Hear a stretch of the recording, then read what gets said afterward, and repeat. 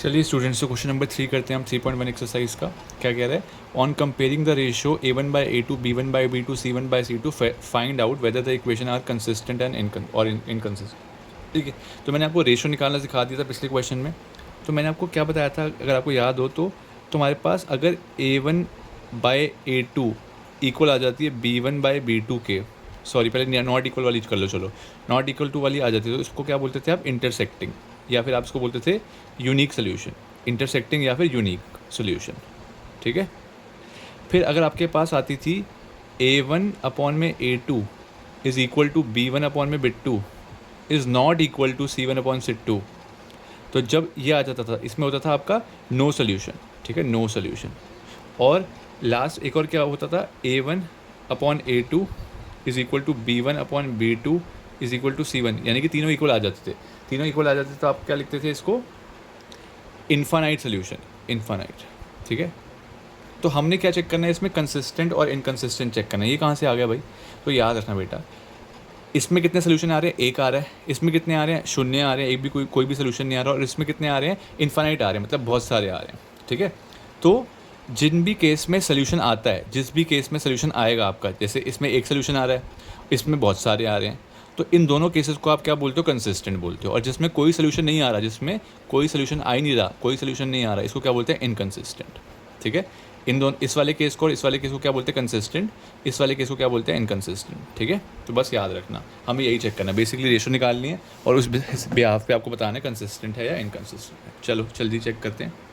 अब देखो, सबसे पहले इस इक्वेशन को आपको स्टैंडर्ड फॉर्म में कन्वर्ट करना है। स्टैंडर्ड फॉर्म क्या कहती है? 3x + 2y, ये 5 इधर आना चाहिए पहले, -5 इज इक्वल टू 0, और फिर 2x - 3y - 7 is equal to 0। सही है। अब ये होता है A1, इसके साथ होता है B1, इसके ये अकेला वाला C1, ये A2, ये B2 और ये C2। ठीक है, पहले आप क्या चेक करोगे? A1/A2 की वैल्यू कितनी आ रही है? 3/2। और B1/B2 की वैल्यू चेक करोगे, वो कितनी आ रही है? 2/3 माइनस का। तो क्या ये दोनों वैल्यूज़ इक्वल दिख रही हैं आपको? क्या ये वैल्यू इक्वल हैं क्या? नहीं ना, तो आप लिखोगे A1/A2 जो है नॉट इक्वल है B1/B2 के। तो इसका मतलब कौन सा केस हो गया? Unique solution. तो यानी कि इंटरसेक्टिंग लाइन है। यूनिक सोल्यूशन का मतलब है इंटरसेक्टिंग लाइन, है ना? इंटरसेक्टिंग लाइन ही तो होता है। सेकंड क्वेश्चन में देखो जाके, इंटरसेक्टिंग लाइन। और क्योंकि इंटरसेक्टिंग लाइन है या फिर यूनिक सोल्यूशन है, एक ही बात है, तो कौन सा होगा ये? कंसिस्टेंट, क्योंकि यूनिक सोल्यूशन है। ठीक है, यूनिक भी लिख देता हूँ मैं आपके लिए, यूनिक सोल्यूशन है, यानी कि कौन सा हो गया इक्वेशन? कंसिस्टेंट। कंसिस्टेंट इक्वेशन तभी होगी जब आपका कोई आंसर आ गया, आपके पास यूनिक सोल्यूशन आ गया। ठीक है, तो इसमें भी आपके पास बहुत सारे सोल्यूशन है, इसमें भी आपकी एक सिंगल सोल्यूशन है। दोनों केसेस में सोल्यूशन निकल रहा है, बट इस केस में कोई भी सोल्यूशन नहीं निकल रहा। That's why this is called inconsistent. ऐसा आप याद रख सकते हो। ठीक है, तो अब इसमें भी स्टैंडर्ड फॉर्म में कन्वर्ट करना पड़ेगा। 2x - 3y - 8 is equal to 0। 4x - 6y - 9 is equal to 0।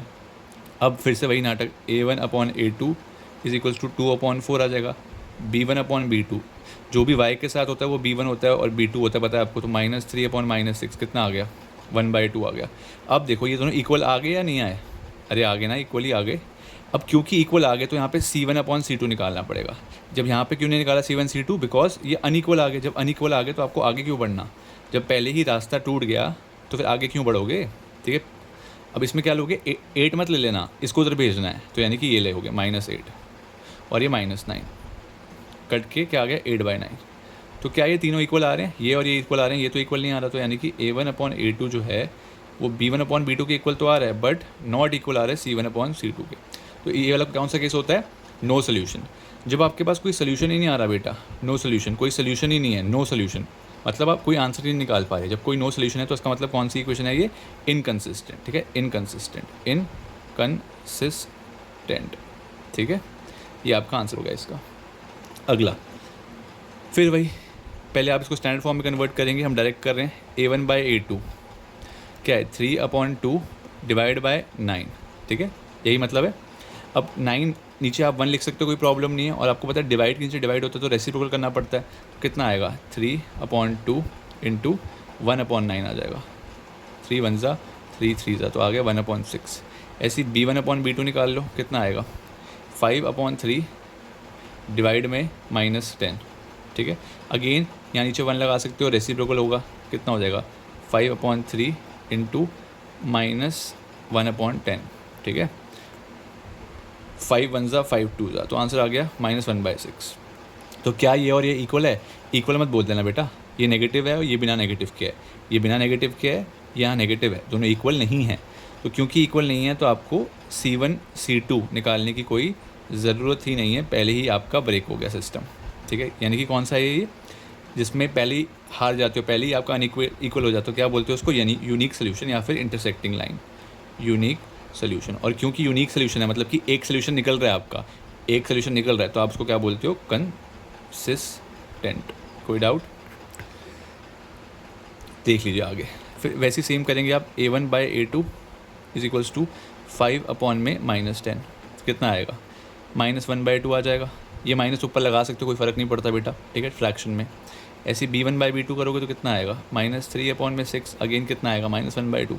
अब ये गलती मत करना कि यहाँ तो नेगेटिव देखो नीचे है भैया, यहाँ तो ऊपर है, ऐसे मत करना। दोनों चाहे फ्रैक्शन में अगर ऊपर नेगेटिव हो या नीचे नेगेटिव हो, कोई फ़र्क नहीं पड़ता, ठीक है, चमका, ठीक है। अब ऐसे C1 C2 निकालो। अब ध्यान से देखना एक बात बेटा, अब C1 C2 निकालने के लिए आपको पहले इसको उधर भेजना पड़ेगा। अब मैं बार बार नहीं करके दिखाऊंगा, है ना। 11 उधर भेजोगे तो कितना आएगा, -11, और -22 उधर जाएगा तो कितना आएगा, +22, ठीक है। तो 11 1 ज़ा 11 2 ज़ा, फिर से आंसर कितना आ गया, -1/2। वाह, ये तो तीनों इक्वल आ गए। तो A1/A2 is equal to B1/B2 C1/C2, तीनों इक्वल आ गए। तीनों इक्वल में क्या होता था, infinite solution, infinite many solution, ठीक है। सोल्यूशन आ गया इन्फाइनाइट। क्या इसमें सोल्यूशन निकल रहे हैं, हाँ निकल रहे हैं, इसमें तो बहुत सारे निकल रहे हैं, ढेरों ढेरों निकल रहे हैं, भर भर के निकल रहे हैं। तो क्योंकि ये सोल्यूशन निकल रहा है तो इसको आप क्या बोलते हो, कंसिस्टेंट। जिसमें भी सोल्यूशन निकलता है उसको क्या बोलते हो, कंसिस्टेंट। और जिसमें सोल्यूशन नहीं निकलता उसको क्या बोलते थे, इनकंसिस्टेंट। और फाइनल लास्ट वाला करते हैं हम जल्दी से। A1/A2 इज इक्वल्स टू कितना है, 4/3, होल के नीचे डिवाइड किया 2 के नीचे आप 1 लगा सकते हो। आपको पता है डिवाइड के नीचे डिवाइड होता है तो रेसिप्रोकल करना पड़ता है, तो कितना आएगा, 4/3 इंटू इसका रेसिप्रोकल उल्टा 1/2, 2 1 ज़ा 2 2 ज़ा, तो आंसर कितना आ गया, 2/3। ऐसे B1/B2 निकाल लो, 2/3 आ रहा है ये भी। और C1/C2 निकाल लो तो ये आएगा -8 और -12। -8, अरे अभी तो बताया था, इसको पहले आपको उधर लेके जाना पड़ेगा, तो प्लस का 8 उधर जाके -8, तो कट जाएगा। प्लस 4 से काटो 2 ज़ा, 4 से काटो 3 ज़ा, तो ये तो तीनों इक्वल आ गए। वाह भाई वाह।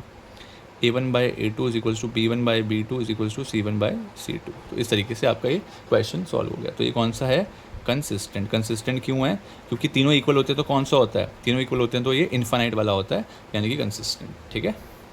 तो ये आपका क्वेश्चन नंबर 3 कंप्लीट होता है।